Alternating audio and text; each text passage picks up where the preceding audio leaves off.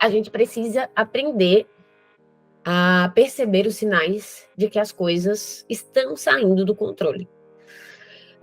E perceber isso com a gente talvez seja a primeira forma de conseguir ajudar os pacientes a perceber neles. Em que sentido? Quando a gente começa a trabalhar, por exemplo, com questionamento de pensamento na terapia cognitivo-comportamental, um dos pontos importantes é que a gente comece a saber reconhecer nossos próprios pensamentos e emoções, né? Porque imagina que a gente vai começar a trabalhar com o paciente, o que você pensou na hora? O que passou pela sua cabeça? Então, é uma pergunta muito linda. Mas se eu não treinar com ele, como ele vai fazer essa avaliação, essa identificação, vai ficar mais difícil. A melhor forma de eu encontrar estratégias, talvez seja eu começar a identificar os meus próprios pensamentos. Aí vai ficando mais fácil eu entender por que o paciente tem dificuldades. É a mesma coisa, por exemplo, com as habilidades em DBT. É muito fácil, o paciente não tá usando fulano não tá usando a habilidade, mas o fulano tá tendo uma crise e não tá usando. Tá, e eu que tô defendendo meu doutorado, tô usando, tô fazendo meu stop, tô usando meu mindfulness, tô praticando bondade amorosa, tô sendo compassiva comigo. Então, assim, eu brinco, e aí uma frase que eu uso é: aprenda para treinar e treine para aprender. Essa é uma frase que eu uso muito nos meus treinos de habilidades e que, falo muito para os pacientes. A gente vai para o treinamento aprender para treinar, mas se a gente não treinar para aprender as habilidades, dificilmente a gente vai generalizá-las.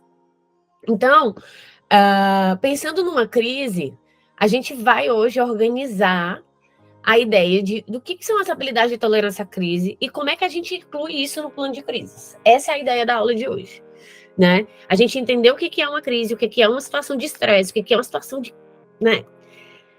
extrema para cada um de nós, porque quando a gente está falando de DBT, a gente está falando de situações, basicamente, assim, com os pacientes que a gente atende em DBT, de ameaça à vida.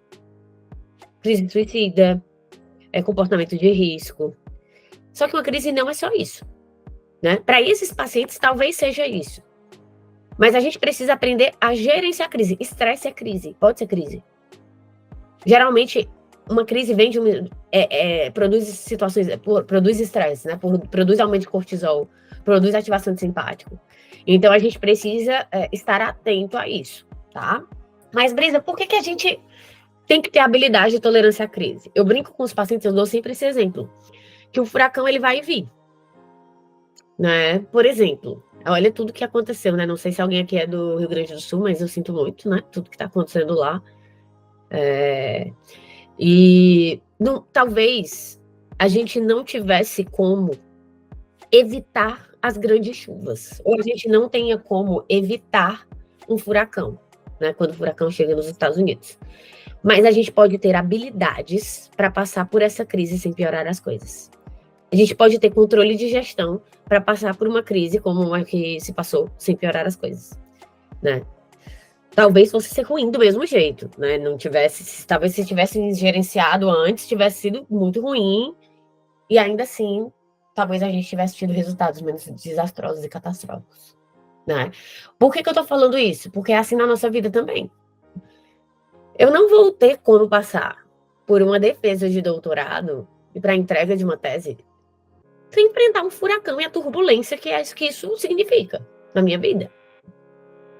Não tem como entregar uma tese, tá? Tipo, nossa, que delícia, entregar a tese, que maravilha, que vida maravilhosa. E às vezes eu acho que os pacientes têm um pouco essa idealização, sabe, gente? De que vão passar pela vida e de que, tipo, não, livre de sofrimento. Eu não sei se uma vida boa é uma vida livre de sofrimento. O que vocês acham? Né? Pensem nas grandes metas que vocês têm, nos valores que vocês têm na vida. Permanecer alinhados com isso. Permanecer, né? Sei lá, eu tenho um valor muito forte do conhecimento. Talvez seja o valor que mais me faz fazer doutorado, né? Ou que mais me fez buscar o doutorado na época, né? 4 anos atrás. Poxa, não tem como adquirir conhecimento se eu não sentar para ler livros, se eu não for fazer curso, se eu não abdicar de finais de semana com a minha família, pensando em adquirir, né, uma bagagem, um arcabouço. Mas isso faz sentido para mim. É importante para minha vida. Então, assim, eu vou enfrentar o furacão pensando, e eu vou tolerar essa crise pensando nos meus valores e nas minhas metas. E a gente precisa incentivar que o paciente também tenha essa relação, né? Por que eu vou tolerar a crise? Por que eu vou gerenciar meu estresse? Por que eu vou aprender ferramentas para lidar com essa situação difícil? Né? Tá, por que até estava trabalhando ontem com uma paciente, ela falando, ai, Brisa, parece que eu, né, comecei a relacionar suicídio com alívio. Né? Pensamento suicida com me sentir aliviada de que, nossa, né, eu tenho uma saída, minha saída pode ser morrer, pode ser me matar. Poxa, mas do que isso me distancia? Quais são as metas e valores que, quando eu uso isso, eu acabo não enfrentando para atingir? Eu acabo não, né, me esquivando de algumas situações na vida, sei lá, de ir para a faculdade, porque eu sei que eu vou ter que enfrentar as pessoas. Mas ter uma formação ou ter uma profissão é importante para mim. Então, a gente precisa começar a ajudar os pacientes também a entender isso, a importância de atravessar o furacão sem piorar as coisas. Porque, tá, eu posso correr o risco de não entregar minha tese, eu posso não entregar minha tese, eu posso não viver o estresse de fazer um doutorado. Isso é possível.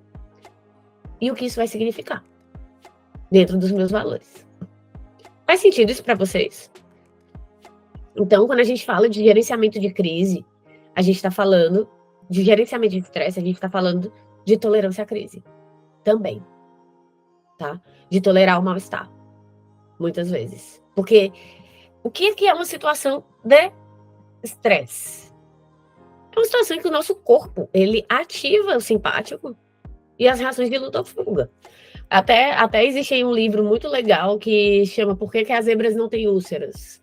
Por que as zebras não têm úlceras? Esse livro do Sapolsky, esse cara é um dos melhores escritores, assim, sobre comportamento humano, né, no mundo. E ele fala, as zebras não têm úlceras porque elas deixam para correr dos predadores na hora que, de fato, os predadores estão lá. Mas será que nós, humanos, somos assim? Se a gente pensar no nosso cérebro, né? Se a gente pensar na parte mais primitiva dele, ele foi adaptado para quê? Vamos pensar, né, na vida dos homens das cavernas. Como é que era a vida dos homens das cavernas? O que vocês sabem sobre isso? Então, assim, eu tinha que caçar, eu tinha que correr, eu sentia nojo de coisas que... As emoções, né? Elas estavam ali para me proteger de alguma forma. Por isso que a gente sente, né? Tem um porquê da gente sentir. E é importante a gente entender isso, entender a função de sentir, entender a função de se estressar.